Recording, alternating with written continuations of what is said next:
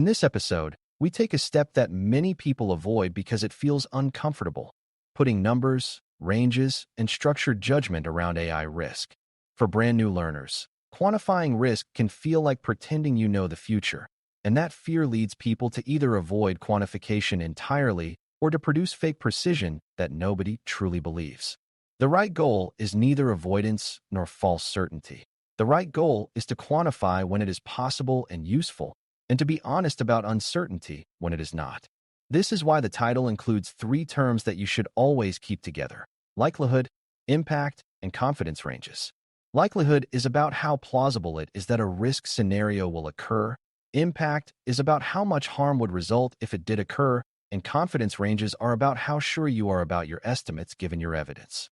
In AI risk programs, quantification helps prioritize controls, justify investments, and communicate trade-offs to leaders who must choose where to spend time and money. By the end, you should understand how to quantify responsibly without pretending that complex socio-technical systems can be predicted like simple math problems. Before we continue, a quick note. This audio course is a companion to our course companion books. The first book is about the exam and provides detailed information on how to pass it best. The second book is a Kindle-only ebook that contains 1,000 flashcards that can be used on your mobile device or Kindle. Check them both out at cyber.author.me in the Bare Metal Study Guide series. A useful starting point is to understand what quantifying risk does and does not do, because beginners sometimes treat numbers as magic. Quantification does not eliminate uncertainty, and it does not guarantee the right decision, but it does force you to make assumptions explicit. When you quantify, you have to say what you mean by likely, what you mean by severe, and what evidence supports those beliefs.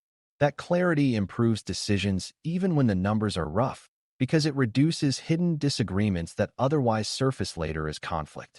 Quantification also helps because AI risks compete with many other risks in an organization, and leaders often need a comparable way to decide what deserves attention now. Without some structured approach, the loudest concerns win, and the quiet risks that affect vulnerable users can be ignored.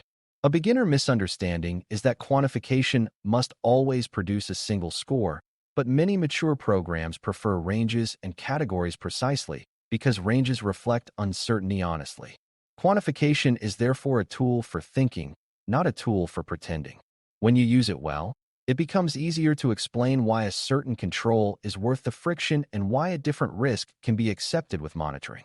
To quantify AI risk, you need a clear unit of analysis, because risk becomes meaningless when it is attached to a vague statement like AI is risky. The unit of analysis is usually a specific scenario, meaning a specific failure path that connects a trigger to harm. For example, a scenario could be that the system hallucinates a policy requirement, a user trusts it, and the organization communicates incorrect guidance to customers. Another scenario could be that retrieval exposes a confidential document excerpt to an unauthorized user, creating a privacy incident. Another could be that drift causes a recommendation system to become unevenly wrong for certain users, creating fairness and reputational harm. Quantification only makes sense when the scenario is specific enough to measure or estimate. Beginners sometimes try to quantify the system as a whole, but systems have many risks, each with different likelihood and impact. When you quantify by scenario, you can prioritize which scenarios deserve the strongest controls. This also keeps quantification from becoming a political fight over one number that supposedly represents everything. A scenario-based approach makes your estimates more honest and more actionable. Likelihood is the first component, and it is about how probable it is that the scenario will occur within a given time window and environment. Likelihood is not a feeling. It is a structured estimate based on evidence such as historical incidents, observed near misses, monitoring trends, and known threat activity. For AI systems, likelihood is influenced by factors like how many users interact with the system, how often it is used in high-stakes contexts, how frequently the system changes, and how exposed it is to adversarial inputs. A system used occasionally for internal drafting may have lower likelihood of major harm than a system used constantly in customer-facing workflows. A model connected to sensitive repositories may have a higher likelihood of privacy-related scenarios if permission boundaries are imperfect. Drift scenarios may become more likely as time passes and as the environment changes, especially if monitoring is weak. Beginners often confuse likelihood with severity, but a severe outcome can be unlikely and still deserve attention, and a common outcome can be low impact and still be tolerable. Likelihood estimates are stronger when they include clear drivers, like high usage volume or frequent updates, rather than vague statements. When you can explain why you believe likelihood is high or low, your quantification becomes credible. Impact is the second component, and it is about the magnitude of harm if the scenario occurs, not about how emotionally alarming it sounds. Impact can include harm to people, such as discrimination, misinformation leading to harmful actions, or exposure of sensitive personal data. It can include harm to the organization, such as regulatory penalties, breach notification costs, loss of customers, operational disruption, and reputational damage. It can also include harm to partners, such as contract violations or exposure of partner data. A beginner mistake is to treat impact as purely financial, but many AI risks involve human harm that cannot be captured perfectly in dollars, even though financial impacts often follow. Another mistake is to treat impact as purely theoretical, like worst-case disaster, when impact should be grounded in plausible consequence given the system's scope and user behavior. Impact is also shaped by blast radius, meaning how many people and systems are affected when something goes wrong. A single unsafe output that reaches one user might be low impact, but a repeated unsafe pattern that is shared widely or used for automated decisions can become high impact quickly. When you quantify impact, you are essentially describing the size of the problem you are trying to prevent. Confidence ranges are the third component, and they are what keep quantification honest. Confidence is about how much evidence supports your likelihood and impact estimates, and a range is a way to express uncertainty without being useless. Beginners sometimes think admitting uncertainty undermines authority, but in risk management, pretending certainty is what undermines trust. A confidence range can be influenced by how much production data you have, how mature your monitoring is, how well you understand user behavior, and how stable the system is across updates. If the system is new and has limited real-world observation, your confidence should be lower and your ranges should be wider. If you have strong monitoring, historical incident data, and repeatable tests that reflect real conditions, your confidence can be higher and your ranges can be narrower. Confidence also depends on how direct your evidence is, because evidence from a similar system is useful but less certain than evidence from this exact system in this exact context.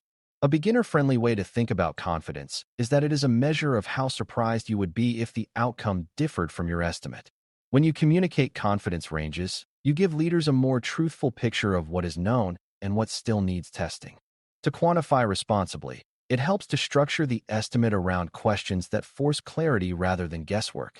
For likelihood, you might ask how often the triggering conditions occur, such as how often users ask ambiguous questions, how often sensitive documents are retrieved, or how often the system is exposed to untrusted inputs. You might also ask how effective current controls are, because strong guardrails reduce the probability of harm even when triggers are common. For impact, you might ask what the worst plausible consequences within scope, how many users could be affected, and how reversible the harm would be. For confidence, you might ask what evidence you have, what evidence is missing, and what would change your estimate if you learned it. The purpose of these questions is not to create perfect answers, but to make assumptions explicit so the team can challenge them constructively. Beginners often feel overwhelmed by quantification because they think they must know everything. But good quantification begins with transparent assumptions and improves as evidence grows. The goal is continuous refinement, not one-time precision. When teams adopt this mindset, quantification becomes part of learning rather than a forced performance. A practical way to handle AI uncertainty is to use ranges and to update them as monitoring and validation produce new data. For example, early in deployment, you might estimate a wide likelihood range for a hallucination-driven incident because user behavior and failure patterns are still unknown. As you gather data on how often users encounter errors, how often they correct outputs, and how often unsafe outputs appear, you can narrow that range. Similarly, you might have a wide impact range if you are unsure how widely outputs are shared or how directly they influence decisions. As you observe workflows and measure reliance, you can refine impact estimates. Confidence ranges help you communicate to leaders that the risk estimate is a living model, not a static truth. Beginners sometimes think updating estimates makes you look inconsistent, but the opposite is true. Updating estimates shows you are learning responsibly. In AI systems, learning is essential because behavior and environment change.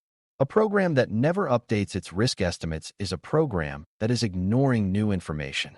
Quantification that evolves with evidence becomes a strong governance tool.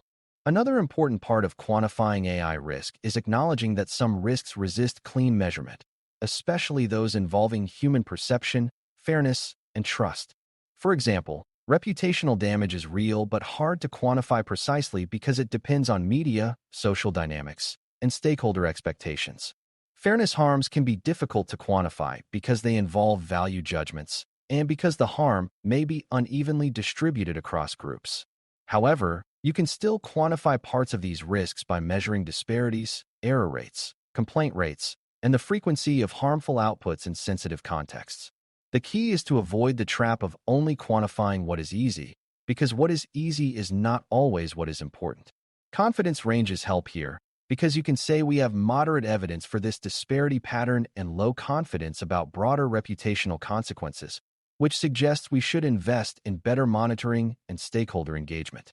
Beginners should remember that quantification is a tool to support values, not to replace them.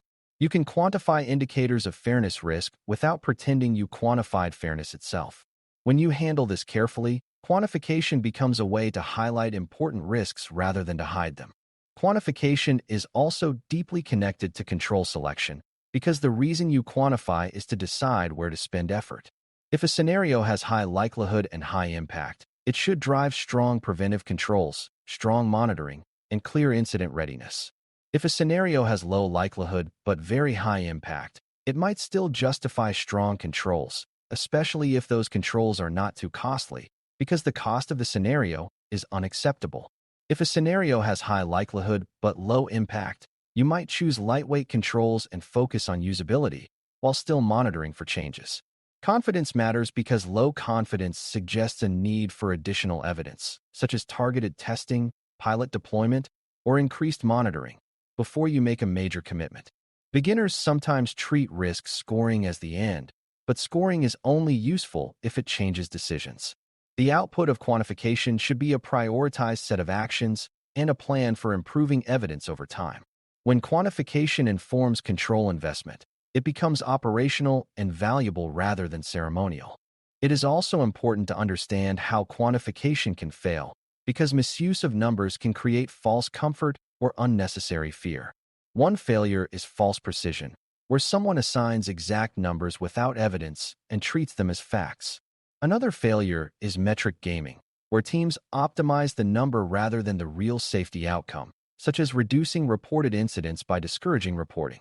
Another failure is inconsistent definitions, where different teams use different meanings for likely or severe, making comparisons meaningless. Another failure is ignoring confidence, which leads to treating uncertain estimates as stable truths. Beginners sometimes assume that a risk score creates objectivity, but objectivity comes from consistent definitions, evidence, and willingness to update, not from the presence of a number. A healthy program treats quantification as a transparent model that can be challenged and improved. It also uses quantification to support accountability, documenting why an estimate was made and what evidence supports it. When quantification is treated as a shared thinking tool rather than as a weapon, it improves alignment across teams. This cultural aspect matters because risk decisions are often collaborative, and collaborative decisions need shared language. Finally, quantifying AI risk should be tied to narrative thinking because numbers without context can mislead. A risk narrative explains the scenario and the failure path, while quantification estimates how likely the path is, how harmful it could be, and how confident you are. When narratives and numbers align, leaders can understand both the story and the prioritization. When they do not align, people either distrust the numbers or distrust the story. For example, if a narrative describes a highly plausible frequent user error pattern, but the likelihood score is low with no explanation, stakeholders will question the estimate. If a narrative describes an extreme, unlikely scenario, but the likelihood score is high, stakeholders will assume fear is driving the assessment. The best approach is to treat quantification as a layer added on top of scenario narratives, not as a replacement. Beginners should see that risk work is both qualitative and quantitative, and the strongest programs combine both honestly. Quantification helps you decide what to do first, while narratives help you explain why and how. Together, they create defensible risk management. As we close, quantifying AI risk when possible is about building structured estimates that support better decisions without pretending you can predict complex systems with perfect precision. Likelihood estimates how plausible a scenario is given your environment, controls, and exposure. Impact estimates how much harm would result if the scenario occurred, and confidence ranges communicate how certain you are and how wide your uncertainty is. Scenario-based quantification keeps estimates grounded in real failure paths rather than vague claims, and ranges keep the conversation honest by avoiding false precision.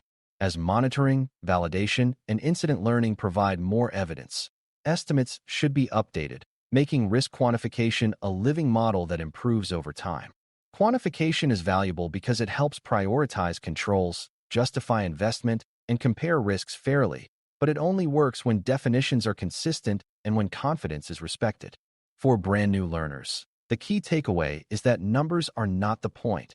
Clarity is the point, and responsible quantification is one of the best ways to turn AI risk from a vague fear into a manageable set of choices. Thanks for listening. For more audio courses, daily newsletters, and more, please visit BareMetalCyber.com.